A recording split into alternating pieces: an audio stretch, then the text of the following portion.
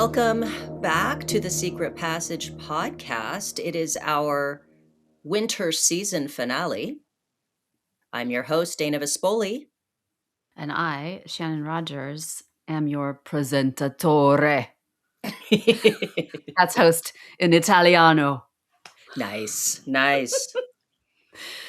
Well, we are embarking on a potentially long series for this next topic.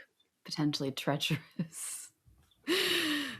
Yes. It's timely. We really want to talk about it. So hopefully you guys will join us in this journey. We are discussing the Epstein files.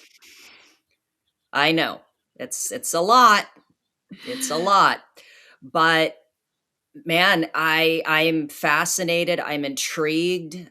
There's so much coming up with this, like so much stuff, from corruption to how deep it goes to what it means for not just our country but for the world at large. It's a very existential kind of feeling, like, what does it all mean? What has it all meant?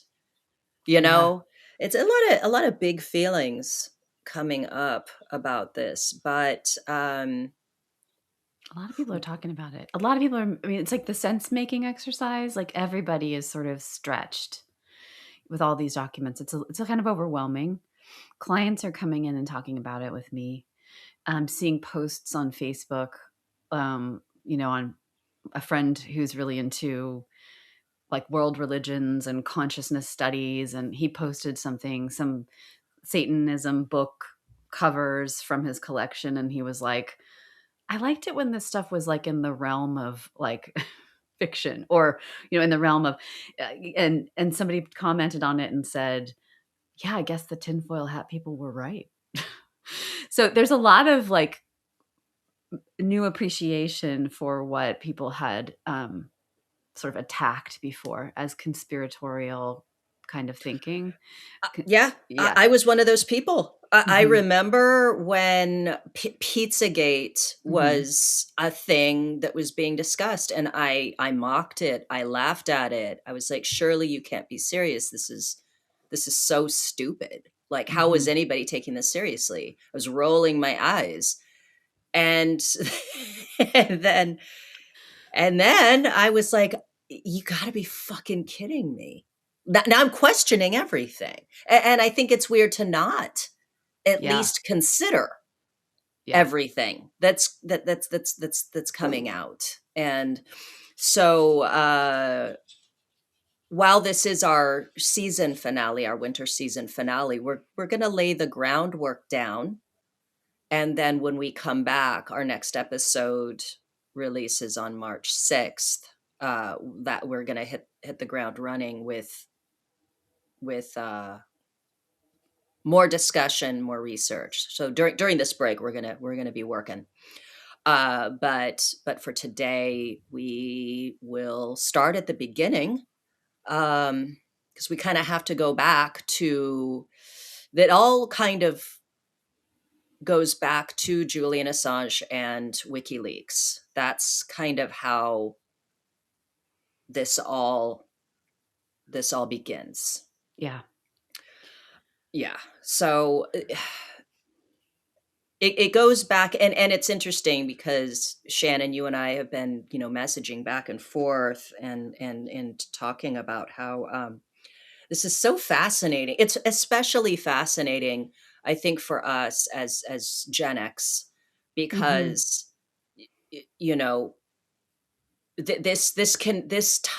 to be alive now, to having been alive at a time where scandal was released in the New York Times or on primetime television, like you had mentioned, the Oliver North hearings. There was one place you went at a specific time, and everything was sort of, curated for us to see, or like when you go back to Watergate, Mhm. and you have uh this scandal is just sort of packaged and handed out for us to consume. Yeah, and the narrative is Now, shaped by that only. And then we right. had our private conversations, but right, we didn't have social media where people No. were breaking it down together and mhm. No, you didn't have fucking dumps and leaks that were Right. just like I'm just picturing just like, WikiLeaks is just like whoosh. It was a dump. But that Yeah, was the just this first dump. original dump, the OG Yeah. dump. Yeah. Yeah. And it's just wild too, because there was a time we were alive to see these other things, and there's like the slow rollout, the slow Yeah. buildup, and then to be alive now where it's like, oh, look, the contents of John Podesta's emails. Oh, look, the content. This is Anthony Weiner's stuff. Like, look, Hillary's emails. Look, like all of this shit. Um, and it feels very disorienting. Yeah. It's really disorganized, right? It's I Yeah.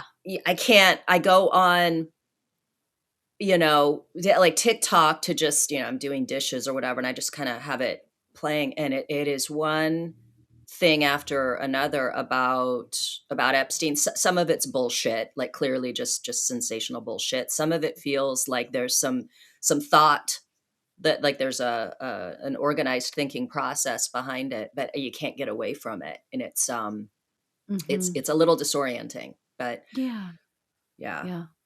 Yeah, this case the so it's interesting we're here, because, like, my maturation and development as a citizen, I think, sort of started with real engagement and a real effort to try to be informed after the 2016 election. And that the 2016 was the massive dump from WikiLeaks, and I'll go over the timelines and stuff, but that was the massive dump that sort of outed the inner workings of the DNC, and there was, like, bias against Bernie Sanders, and John Podesta's emails, and all that stuff came out, and it sort of aligned with a point in time where I was, like, waking up to, like, what am I missing here? Like, I was in sessions with clients during the election night, and all the polls were pointing to Hillary Clinton, and I got out and Tim was like, "Yeah, looks like Trump's gonna be our president." And I was like, "You're fucking with me. Like, that's not that's not what anybody expected." And so that moment, a couple friends who had been involved in they're both very left-leaning like I had been, and, had been involved in Occupy Wall Street and who had spent a lot of time looking at things that I was such a normie back then. Like, I was all, "What? The government is our friend and our ally and loves us and takes care of us, and, like, this deep state stuff, that sounds crazy, and, like, what does that even mean?" And, um, you know, I they were thinking about it at a different level, and speaking of Richard Nixon, this amazing op-ed came out in the New York Times recently, showing really the inner workings of the deep state when it came to his presidency, and how he kind of went to the grave with these secrets about how all the forces that were working against him and his agenda in order to protect America's reputation during the Cold War. And it sort of like paints this new picture of him as like, yeah, his paranoia was totally justified because he was the most spied on president in history. And so it's like, so it's interesting to be talking about this because it aligns with this moment in time where I got really serious about trying to understand like politics, the way our system works, if there's corruption, where there's corruption, what corruption looks like. And it really helped. I got a good education on WikiLeaks from these people. It was my first moment of kind of like peeking into and the tension between transparency and national security. And at the time, I was like in a politics group, and I was the one who was kind of like, well, we need to have secrets. Like, how can the government function and do its international like foreign policy and without keeping secrets from us? And everybody else was kind of against me, and like, what? But I've sort of shifted my perspective on that, but I do think needs to be a balance. And I think all of this, the WikiLeaks and the Epstein files, really speak to that tension of, we the people need to be informed, but there are and there are some times where it would risk people's lives, people's different operations for them to release so much to us. So anyway, there are casualties already from the Epstein files, from people who may be totally innocent, of. So it's wild. It's just a lot to chew on. So that's my. It is such an interesting discussion about how much transparency is necessary, and is there a point at which can there be too much transparency? Can Yeah. all of the transparency be dangerous? And Who hide who things. Can it be and who actually? gets to decide? Who Mhm. makes the decision? And is it coming from a place of altruism, or is it really just about control? Oh, I will And flat out say it. I think that the Epstein victims are totally being used as political pawns oh, by a lot of different 100%. people. It's Oh, terrible to yeah. watch. It's like, Yes. I want justice for them and everything, but like I see them being used, and I just do not like it at all. Yeah. That Right? Super Bowl thing was really weird. That was The Super funded Bowl ads. by the Tides people, who also fund like the No Kings protests, but who also donated. Remember that stupid project of Ghislaine Maxwell's, the Terra Earth or whatever it's called? Yes, so I she's, like, think wearing high heels, and she's, like, trying to walk near the ocean. She's all, I love the ocean. "I love sea creatures. So I they care also about them." donated. I care. The octopi are my friends. But yeah, I think that the people that funded that commercial also funded the No Kings protests, but also funded that project of hers. And I can double check that, and call me out if I'm wrong, listeners. So Would you interesting to follow the money and think about and Thomas Massey and Ro Khanna. Like, I'm like, okay, you guys, they're putting themselves forward as these truth seekers, and they've named 6 names now. So Yeah, I they've saw named, that. but I mean, but okay, if you're going to name names, then you should at least have something to back it up with. And now Thomas Massey has said it outside of the Senate floor on some news thing, and so now he's probably going to get sued. But it's just fascinating. We'll get to all that, I guess. So. And it's hard because I want to believe, like, what a great look. You have Mm, a Democrat and a Republican joining forces together, like, yeah. sort of acknowledging that this is a bipartisan, or like, this isn't a partisan issue. You've got two people from either side coming together. It's a great look. I want Yes. to believe that this is from a place of actual caring. I can't help but just be skeptical every fucking I've always been a Yeah, I'm skeptic, so though. I don't yeah. trust anybody. I I don't. wasn't. I was a sucker. I was like, I would seriously, literally, my first interpretation is, oh, they're all good-hearted people and they really mean what they say. And then I'm like, wait a minute, Oh, he's up for yes, no. reelection. Yeah. Yes. No, yes, I 100 I had an Obama mama t-shirt. I thought he was like the messiah. I like went hard for Hillary Clinton. I So did thought we were I. all gonna die when she lost the election.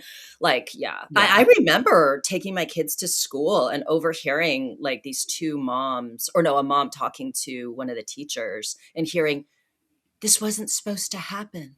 'Cause, yeah, we were Yeah. all like, "Oh, she's gonna win." And then Yeah.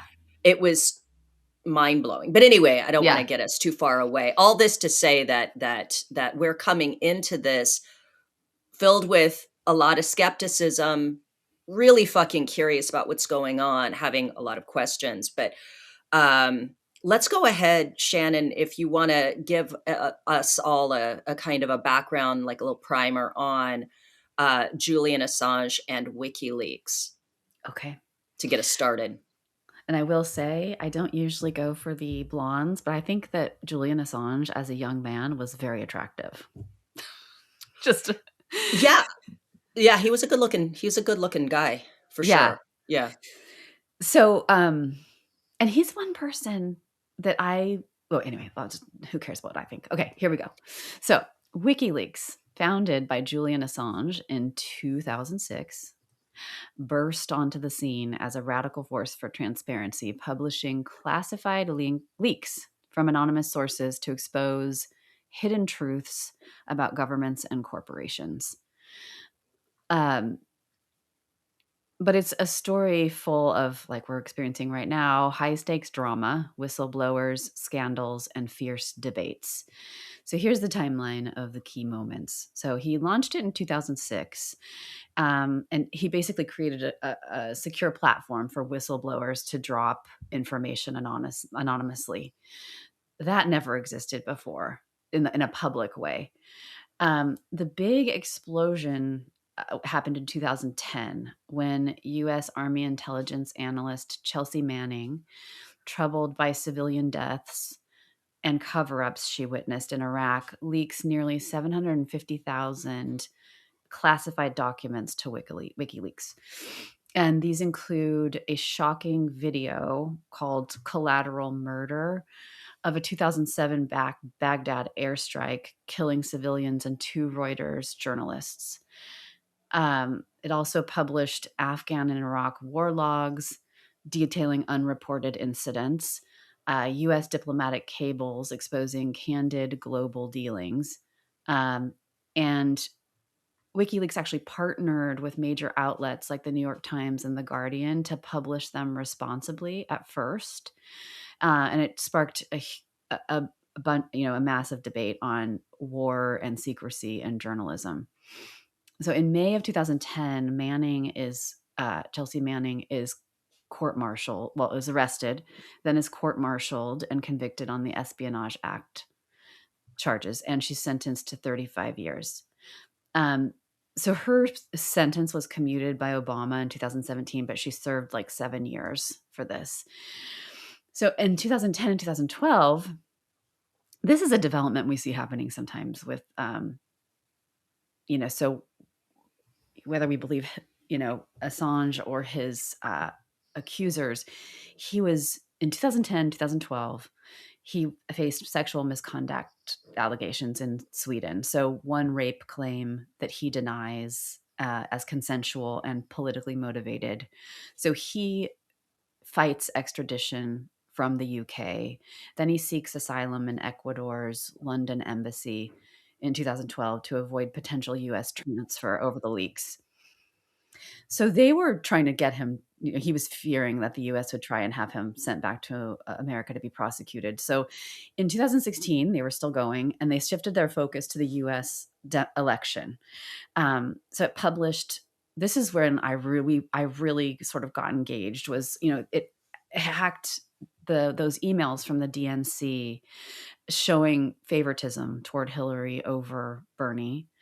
And then in October 7th, timed just after that release of that Access Hollywood tape with Trump saying all those things like grab them by the pussy or whatever, WikiLeaks releases tens of thousands of emails from the Clinton campaign chairman's account, John Podesta, his Gmail account. So they revealed campaign strategy discussions, excerpts from Clinton's Wall Street speeches, and suggestions of media bias, internal frustrations. And then US intelligence later, tried to attribute this to Russian hacking, but Assange denied direct ties and called what he was doing journalism. So there was all that fear that this was Russian interference. So you're going to go more into Podesta's emails, but I'll just say that in those emails, there were the contents of what essentially started Pizzagate. So there were several messages containing references that were interpreted as coded language related to illicit activities. So child sex trafficking or abuse. And one prominent example is an email from Susan Sandler to John Podesta, September 2014, stating, "The realtor found a handkerchief. I think it has a map that seems pizza related. Is it yours?" And, that was meant to pizza related, was seen as code for child related content of some kind. So pizza, pasta, cheese, all these words were found multiple times in his emails and seemed to form a pattern. And then this is what was the springboard to Pizzagate. Does that make sense? Yeah. Okay. Yeah. And the it's noteworthy because it makes no sense, right? Yeah, they A talk about pizza a handkerchief, lot. yeah, a handkerchief that has a map and is pizza related. It's like I those know. 3 things make it's clearly code. It's clearly code for something. And if you Yeah. find yourself needing to speak in code, it's probably something you just don't, I used to have to speak in code to my drug dealer, dude. I mean, seriously. Yeah, you didn't Yeah, like say, you "Where's the couldn't you Coke?" yeah, it's like, "Hey, I'd like to get an 8 ball." You had to speak in code, and disco was for ecstasy, and I can't remember what the code word was for cocaine, but it was clearly made no sense and was stupid, and it was, you know, referencing something that could get me in trouble or him in trouble. Guys, this was fucking 20 years ago. Yeah. Um, 25 years ago. So, yeah.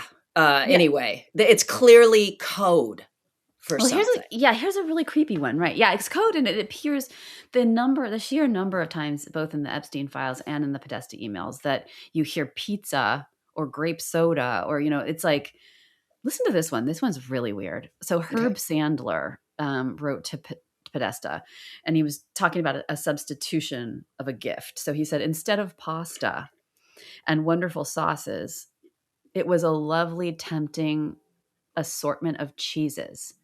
And then he ended it with, P.S. Do you think I'll do better playing dominoes on cheese than on pizza? Um, cheese than on pasta. So pasta and cheese. Anyway, so you see how it's just like, what? And actually, when I was reading that, you could interpret that as like, isn't there a song, Dominoes?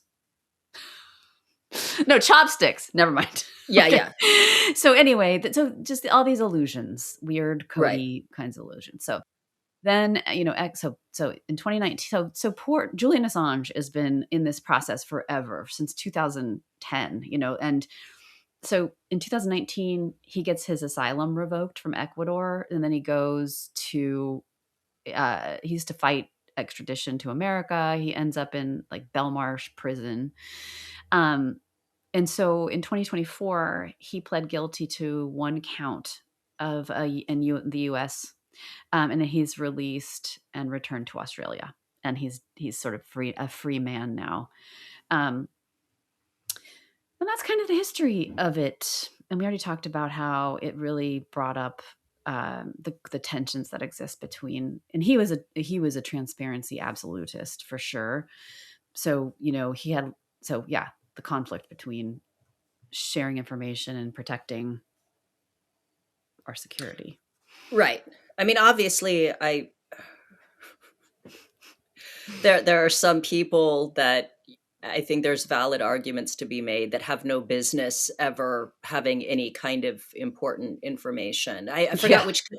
which comedian it was that made a joke like, "Do you understand that we have like warnings on bleach to not drink it?" Like, do Yes. you understand that that's what you're dealing with here? That maybe there are people that just shouldn't there's people that shouldn't be fucking driving cars. And I don't subscribe to false consciousness theory. Again, I'm a pretty hardened, like, philosophically libertarian person. It's like, I'm not gonna sit here and say we've got to protect people, we've got to protect them all from the truth. Do with it what you will, Yeah. but I get it. I get the concern, of course. Already, like, if you have people in an operation that would be affected by releasing, this is why, like, the call for the release of all the Epstein files feels so unrealistic to me. Like, what if there's some operation happening right now that's connected, that if you release that information, then someone would die? Or Well, yeah, I understand that yeah. for sure. I get it. And also I laugh. I see these, these cartoon images of we've talked about this it's the Matthew Foley skit from SNL, and it's Matt Foley and he's like, "For the love of God, arrest somebody." And it's Yeah. Dan Bongino and Cash Patel and Pam Bondi are like sitting on the couch.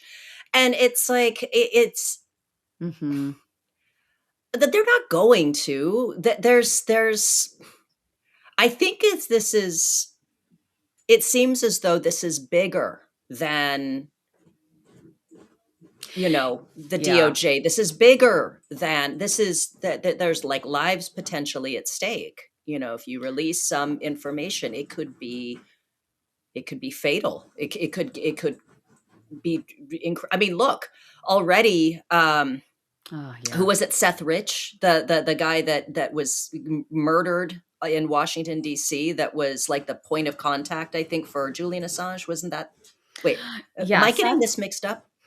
Well, he was an informed. Well, Julian Assange never let the names out of his informers. He said, I can't tell you who's telling my informants are."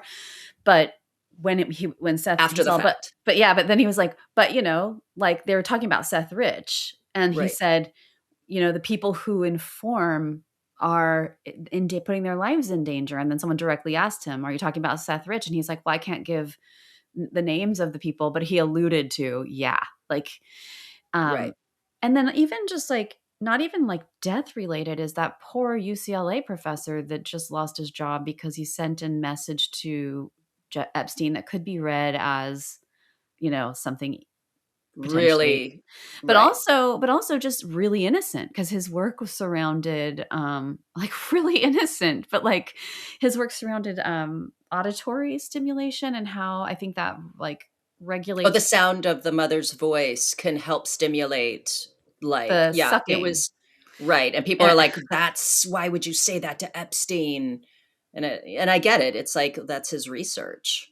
That's yeah, that's that's like that was a discovery of his research. It could have been completely innocent, although it is kind of it's a weird thing to say. it is a weird thing to say to somebody who I don't think that Epstein had any interest in any of these things unless the professor was trying to get funding. That's what I think might have been happening because he did Eh, fund a lot of that stuff, and these were preemie research, premature baby research right. related. So I wonder about that, just a dork sharing their Yeah, their so pride and socially inept. Yeah, yeah, not exactly. knowing, like, if you didn't know anything about, the predilections of some of the people connected to Epstein, you wouldn't think about that that would sound sexualized. If that you're just sort of buried in that all day, that kind of research, and you just kind of like sharing an exciting development, and we don't know.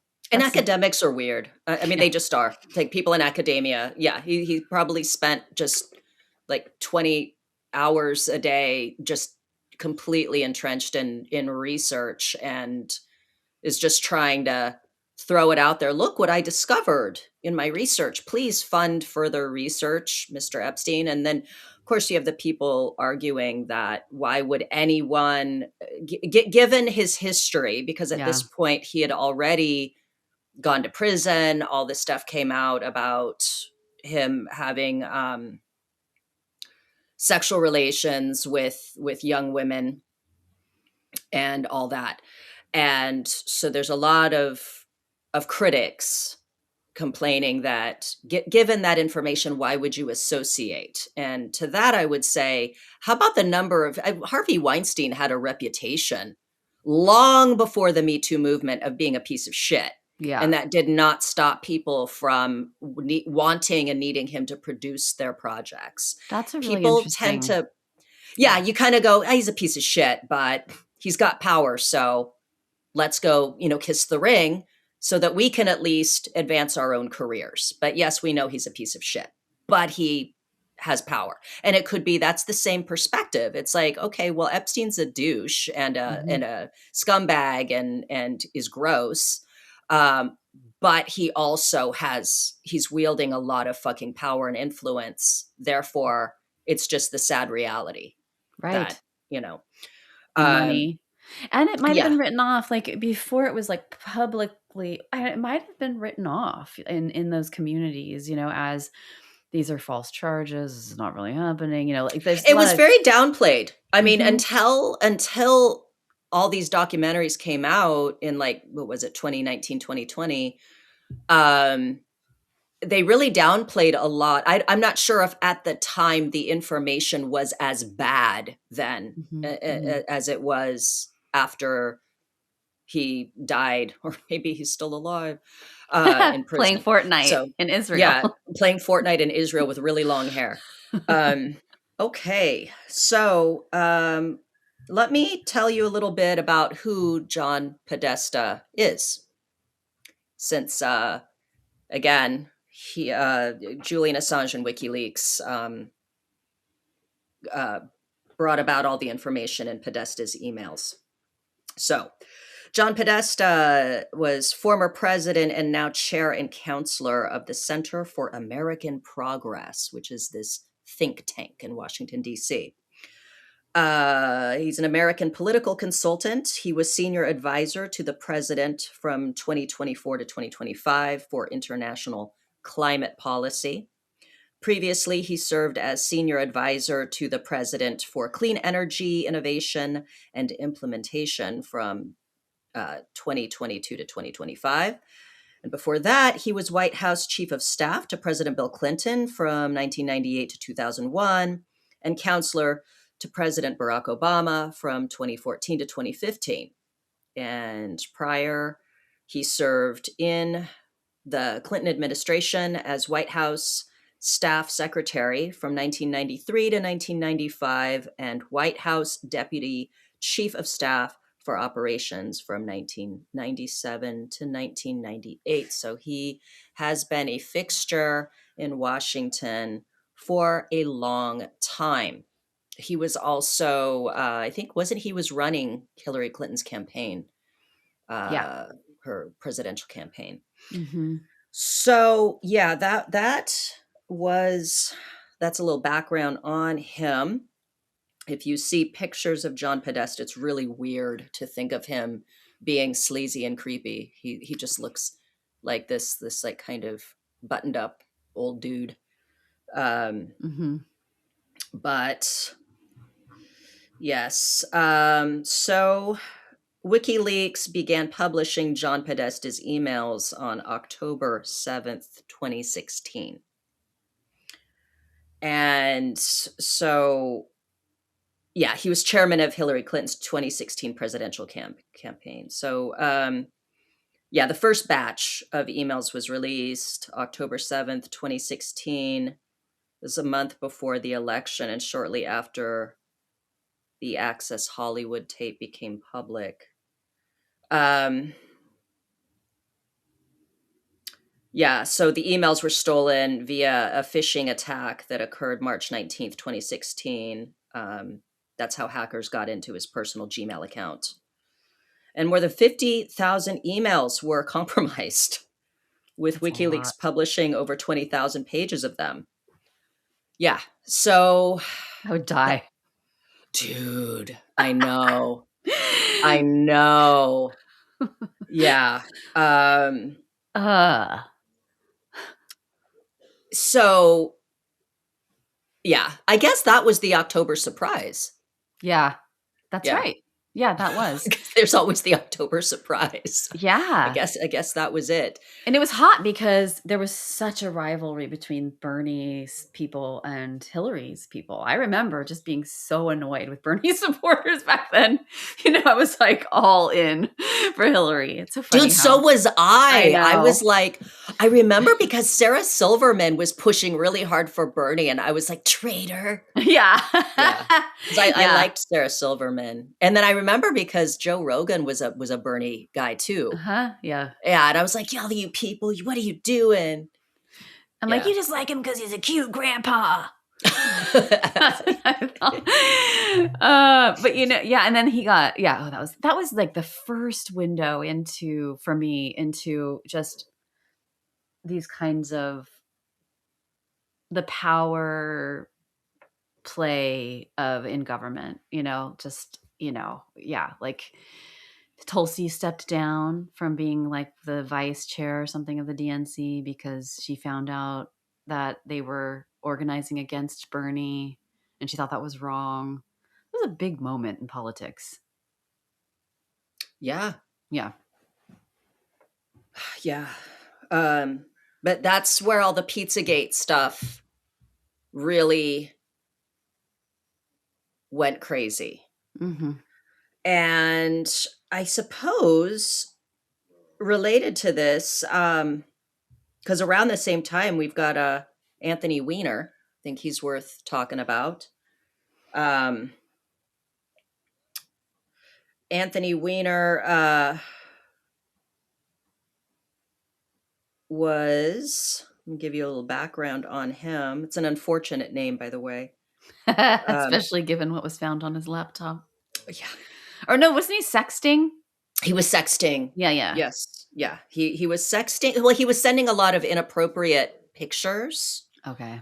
to different women and sexting, and then the real scandal came with sexting with a 15-year-old Oh.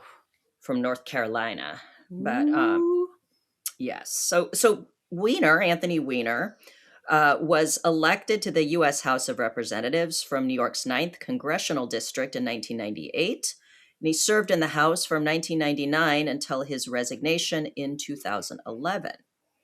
Weiner also ran for mayor of New York City in 2005 and 2013, losing in the Democratic primary both times. And Weiner resigned from the House in June 2011 after it was revealed that he had sent sexually suggestive photos of himself to various women. A second sexting scandal engulfed his 2013 campaign for New York City mayor. In September 2016, claims were published that Weiner had engaged in sexting with a 15-year-old girl, and devices owned by Weiner were seized as part of an investigation into this incident. Information pertinent to the Hillary Clinton email controversy was discovered on Weiner's laptop, leading FBI Director James Comey to reopen his investigation into Clinton days before Clinton lost the 2016 presidential election to Donald Trump. Weiner later pleaded guilty to transferring obscene material to a minor and served more than a year in federal prison. I don't understand how, when you are in a position of power, you think that it's a good idea to send nudes and sex, like that it's not going to dude, Yeah, it's I know impulsive. high school students are smarter than this. High I school mean, students are worried about their reputations at school, and this is a fucking politician. it really goes to it really shows you that one thing you can gather from these, I know women are involved too, but from all these files is that men, they will like to do it with all kinds of people and things. I mean, it's like this the drive and the sexual appetite and it's just like, whoa, you know. And someone said the other day, like when you look at people walking around, you're looking at adults, but what's in there is like a 10-year-old or a 12-year-old. And sometimes I think that with these, like I'm thinking about John Podesta or Anthony Weiner, it's like they look like older men, but they're really like 14-year-old boys when it comes to this stuff. Like no self-control, no executive functioning. Like, yeah. Oh my goodness. I'll never forget. Remember Brett Favre when he was sending, like, I think he had sent like a dick pic or something like that. I can't remember. Mm. But the thing that stood out in the picture, because like he had taken the photo like looking down, and you could see his foot, he was wearing Crocs. And that was the thing that stood out to me. I was like, he's wearing Crocs. Like you just picture him with his pants down and just wearing these like Crocs at home. And he's like, look at my dick. Look at it. I'm sending this to you. Please don't show anyone. My comfortable shoes. Oh. The Crocs are probably the biggest boner killer in terms of footwear that you maybe Birkenstocks. No, I don't mind Birkenstocks. I don't mind them on women, and I don't mind them with socks. I think it's like kind of cute. Right. But the Crocs, so it's funny. I see Crocs a fair amount, Mm. like guys wearing them or girls wearing them to like go to jujitsu or things like that. Like it's whatever. But when you're like wearing it, when you're just wearing them for fun, I guess, I don't know, or for fashion, I don't know. It's really strange. Anyway, I don't know how I got on that subject. Well, so Anthony Weiner was thinking with his wiener. He was Like thinking with his wiener. yeah, it's like it's so bad that his name is Wiener, and it got him into all kinds of trouble. I just think about like his wife, I mean, Huma Abedin, right? That was Hillary's longtime assistant, right? assistant. Yeah. I think I said her last name right. But yes, I Yeah, know. I felt so sad for her. that's so humiliating. Yeah. And Yeah. betrayal, such a betrayal. Yeah. But Mm. on his laptop, apparently, on Anthony Weiner's laptop, was a file that was entitled Insurance Policy, and it was supposedly frazzle drip. Ugh, God, awful. And now I have no idea if there's anything that actually like confirms this, verifies this. I'm not sure. This again is gonna have to like go into when we research, and we're gonna have to like cross-reference shit to just make Yeah. sure that what we're seeing, and that's not to say that what's in the files Yeah. on the DOJ website hasn't also been compromised. I'm not Yeah. sure. Yeah, I mean, I know that's the other piece. I mean, whether we believe we're getting the full picture and whether the documents are actually the original, that kind of thing. And then the redactions, there's a redaction piece, like what's being redacted and why. Is it to protect a victim? Is it to protect an innocent person, or is it to protect a guilty person?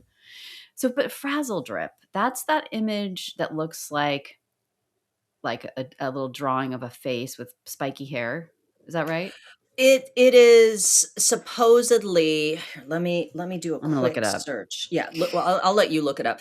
I wanna say that it is supposedly like the whole adrenochrome, fucking Yeah. cannibalism, weird shit that yeah. Yeah, it's the adrenochrome. So the adrenochrome thing is interesting. Do we want to talk about what adrenochrome is for our people who may not be clued in? Sure. So, okay, so I'll read this. So, frazzle drip is emerged in 2018 as an offshoot of Pizzagate, later tied to QAnon. So Q came on the scene in I think 2017 and started with all of this too. I don't know if we're going to blend that in. That's kind of like, ooh, there's so much to cover. But, anyways, the claim alleges that a horrific snuff video file named Frazzle Drip was discovered on Anthony Weiner's laptop from the 2016 FBI investigation into Hillary Clinton's emails found there.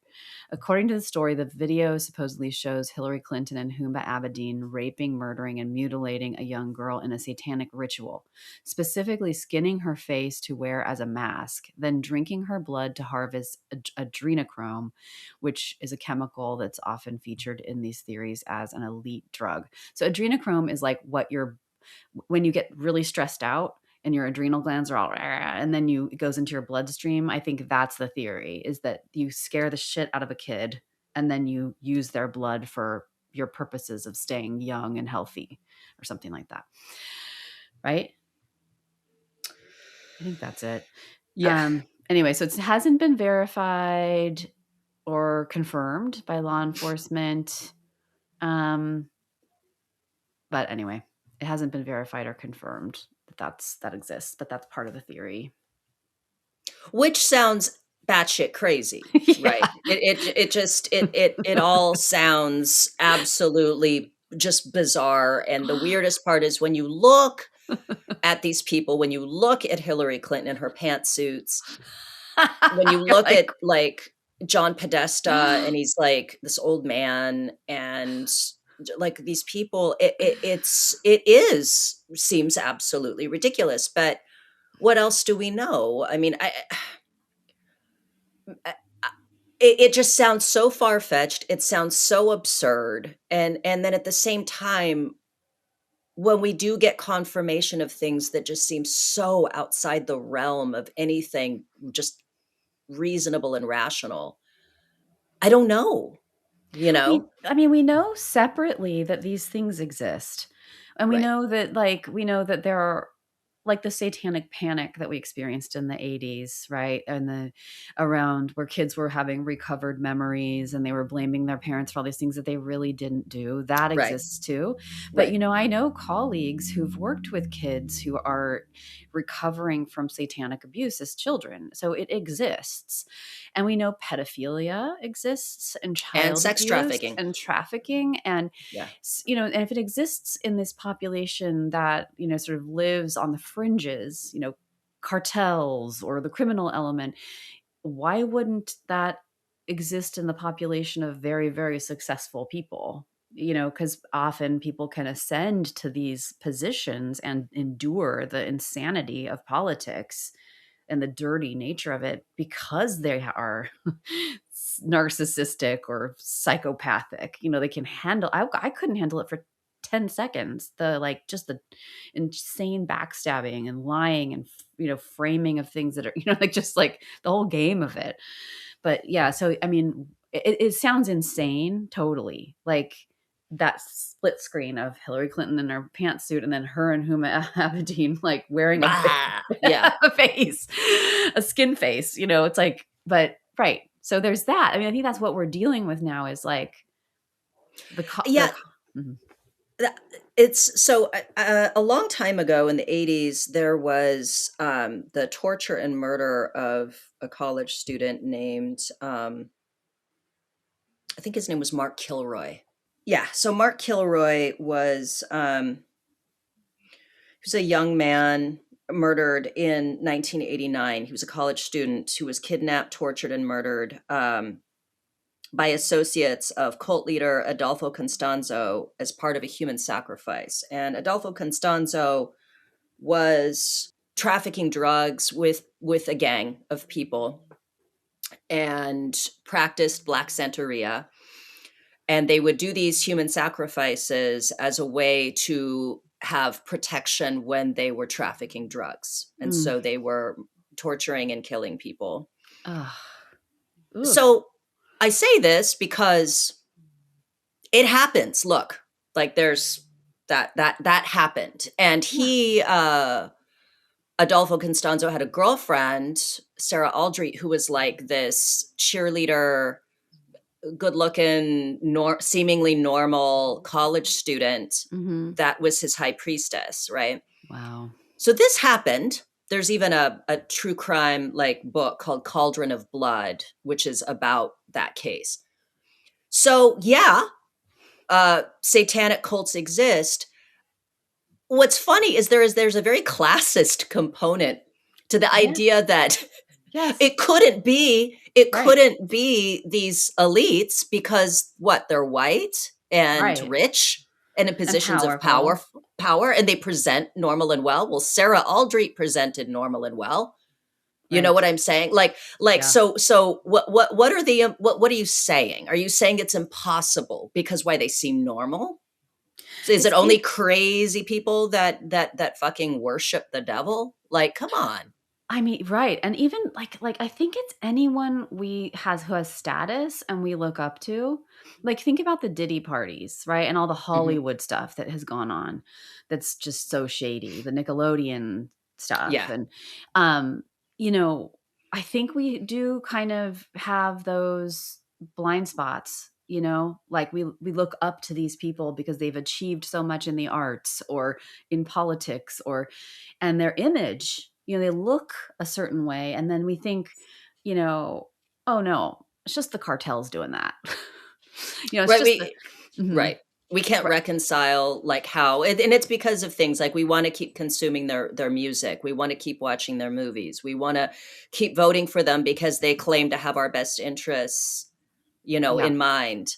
Um, yeah, and so yeah, so that it just we really you sort of exist in this state of cognitive dissonance. We just can't, you know, can't think about it, don't want to think about it. You know, Jay-Z, Beyonce, all of the stuff around like Diddy, and were they involved in some of this shady bad shit? It's like, well, Yeah. we know shady bad shit exists. We know Diddy is, we know he fucking beat the shit out of Cassie, and Yeah. we know he's done all these terrible things, and you know, but it disrupts, I think, again, it becomes, as we, it's like a running theme in a lot of our episodes, is that we really need cohesion in the way that we think, and when we look at things that disrupt what we see as cohesive. um Yes, and coherence, yeah, like, it's incoherent, like, well, Cameron and I talked about this, my friend Cameron, I talk about Cameron all the time. So, Peter Attia is in the Epstein files, and Peter right. Attia is, a for people who don't know, is a longevity guy, and he's great. I really like him, I know people have their thoughts about him, but so for Cameron, he has got his Peter Attia network, right? He's like, "This guy is great, I love his style, I love what he offers," and he holds him in high regard. I think we forget we don't know people fully. Yeah. But anyway, he, his crime is not the worst. He stayed engaged with Jeffrey Epstein, even though he knew Jeffrey Epstein had been, fiddling around with young girls or whatever. Like he's still that. I think that was his biggest crime. I don't know that he said anything particularly weird and gross. Stephen, or it's Peter Attia. Yeah, I think he said like Oh, something edgy, but not. Oh, he said yeah. something like, Hey, you're not getting a bunch of flack for whatever, are you? Okay, good. Yeah, and he like said the like whole, pussy is low carb or something like that. yeah, which is just guys fucking being Gross. gross and talking to each other. But we were talking about that, and I was like, Cameron's like, I feel so. He's like, I'm so disappointed. And I was like, yeah, I know. It's so hard when you have like this network of like in your mind, like this person is so good. And then you boop, this thing goes into the network and it taints everything. It's like, now I have to hold them as a complex being with that's not perfectly, perfect. And who also makes mistakes and who has blind spots or whatever. And it's like it requires, and a lot of people get defensive around it instead of just accepting and being able to hold the ambivalence, like they're not perfectly good, they're not all bad, they're this mix of whatever, but it's a stretch cognitively and emotionally to do that. Yeah. So then I think people who can't handle stuff like the material that's coming out, they'll be like, "Oh, that's bullshit." They'll write it off completely because it just like is too much for them to let into their thing. Yeah, it's wild. Yeah. Yeah, and there are so many, so I guess what I'm trying to say too is that I don't think it's that crazy to imagine wealthy elites engaging in some sort of satanic shit when it happens, Mhm. just like in this case, and that's just one case. It's a thing. It's a thing. Does that mean that John Podesta and Hillary Clinton and George Bush Sr. and all these people are all worshiping the devil and committing human sacrifice? No, I'm not saying that. I'm just saying it's to be completely dismissive that anybody rich and famous wouldn't be worshiping the devil is silly. Like, of course, there's Yeah. rich and famous people worshiping the devil. Not saying that these people are, but like it's a thing. Well, It happens. there's a documented history of like Hollywood and Anton LaVey and the Church of Satan and all that. Like there's a documented public history of people like picking that stuff up and doing it. Not that that's this particular version. There are all kinds of Sure. versions, like you're talking about the Santeria and the um but right in the realm of possibilities, is it possible? Yes. Yeah. Humans do all kinds of depraved things. All the time. Right. So, yeah. So then as far as the Pizzagate, how do we it's there is there any evidence to show that pizza means like children. Just repetition. I think that's the thing, and that's Just where I was. context and repetition. Well, I The was wondering. Yeah, and the FBI put it out there that to look for these kinds of codes and these kinds of images, and there were all these images that the NAMBLA, like Man Boy Love Association or whatever, yeah, they have certain images or what are they called, graphics, like the little triangle thing, sure, and they saw that on Comet Pizza. They had this emblem and that's supposed to be like we're friendly to um pedophiles here. um so but we have a pattern seeking minds, and we can fill sure, in gaps and we can exaggerate, and that's the hard thing. Is this is right on the line. It's code, and no one has ever specifically said, I don't, to my knowledge, like that. Yeah, pizza equals, I mean, people have deduced that, but Dominoes may have something to do with domination. sure. Grape soda is like young boys or something, so they're seeing these, but no, there's no real confirmation except for like, again, this is like the thing that I think is for us is so compelling is like, why are all these grown people talking so much about like grape soda and pizza? Yeah, exactly. Like when you reach a certain like tax bracket, you suddenly develop the palate of a 5-year-old child. Like grape soda and cheese pizza over and over and over, and in large quantities, like Yeah. hundreds of thousands of dollars worth of cheese pizza and grape soda are going to be like flown in. Yeah. Yeah. Where's the caviar? Where's the, you know, where's the fancy fucking food? I know. So yeah, I mean, I think that's all we have is this sort of pattern that people sort of lifted out of the documents and thought, what's this? Like, this is weird. Right. So we But don't know definitively if yeah, it is meaning like kids, etc. But I think it's safe to assume that whatever it is, it ain't good. it's illicit. Could be Coke. It's I was like, this is illicit. it's like Coke. And so like Jeffrey Epstein's, we'll talk about this, I'm sure. But the email with his urologist to get like Viagra. It Yeah. wasn't Viagra, it was something else. But he's like, after you take this, we wash your Wash your hands hands. and we'll go out for pizza and grape soda or something, right? Is that what he said? So yeah. Yeah, something like that. And it's weird. And it's over and over and over again. Uh, It's so many references to that. Um but these people are alive, so they can mhm. be asked. And I wonder if the Department of Justice has talked to them and any of these people in any of these emails were Yeah. right. Yeah. Like, have you Just asked them? ask. What does this fucking mean? Ask the urologist. Ask John Podesta. Ask all of them. Like what the fuck are you talking about?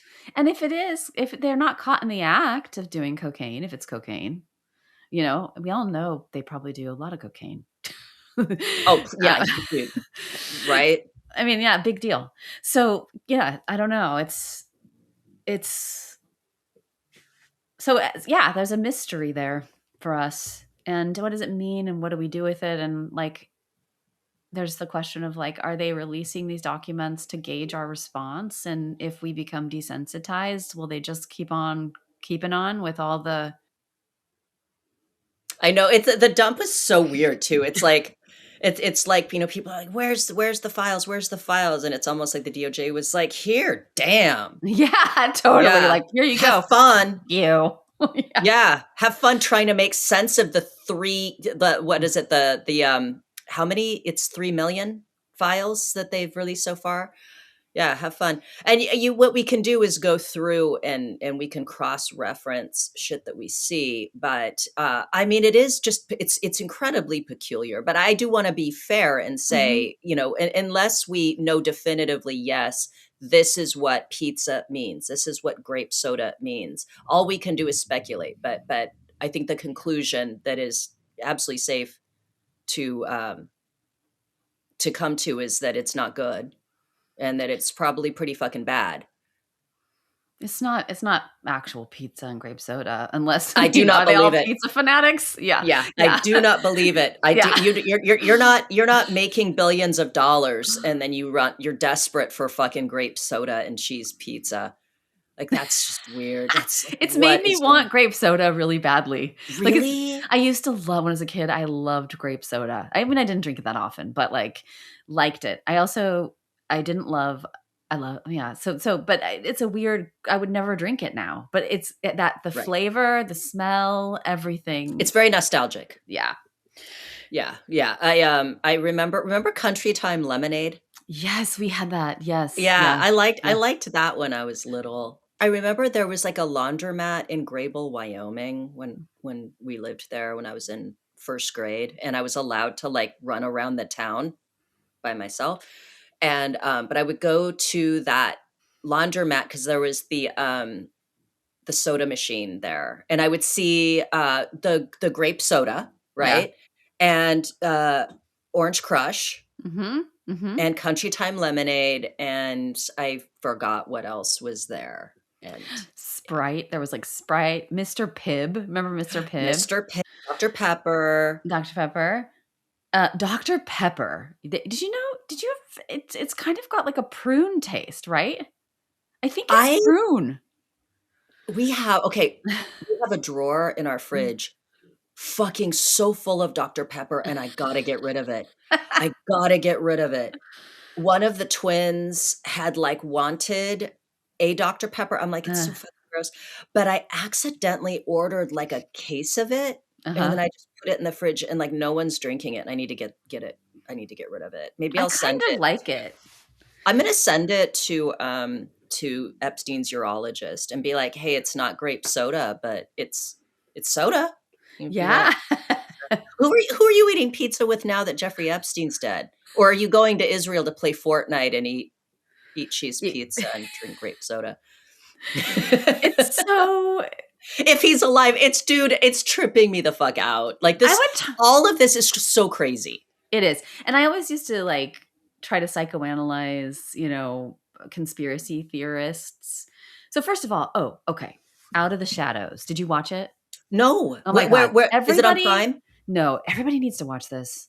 It's Liz Crokin, and she Okay. was a very established, respected, um, uh, journalist until she started really digging into Pizzagate, and we can talk more about this when we get more into the rest of this, but so they made this movie called Out of the Shadows, and it is so good. It's on the website. You just go to the website, Out of the Shadows, and you can watch Okay. it, and there's another I'll one I'll now called watch Into the it. Light, and it Okay. traces the government's involvement in film, motion picture, and television, Okay. and mind control experiments like MK Ultra, and then the other experiment that Operation Mockingbird, where the government would pay journalists to write stories that were pro whatever agenda they were having.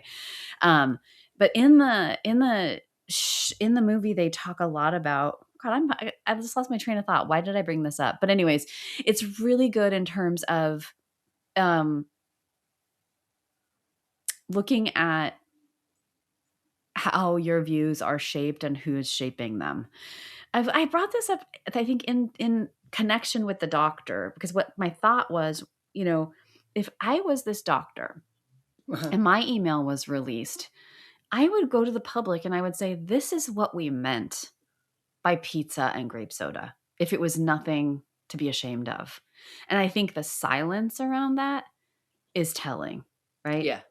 So Yeah. anyway, but I think if anybody's interested in, like, our government's history of in being involved in television and film and how it works to shape our minds, it's worth watching. I told you in a message yesterday, but this is blew my mind. Tim was all, go get your tinfoil hat, Shannon. But, like, Right. I used to. Oh, so that was why I brought it up. So conspiracy theory and conspiracy theorists is like a made up term by our government to be applied to people and to discredit them when they start asking questions that are uncomfortable and might uncover things. So it was created by the CIA to be used against people who started poking at around the edges of the propaganda and helping people see through that agenda. And then, but what they said in the movie was so interesting is they're like, think about it. Well, television, the word television. What is that? Television. You tell a vision. And they were talking about how you get it on a channel. So you channel this information and they call it programming.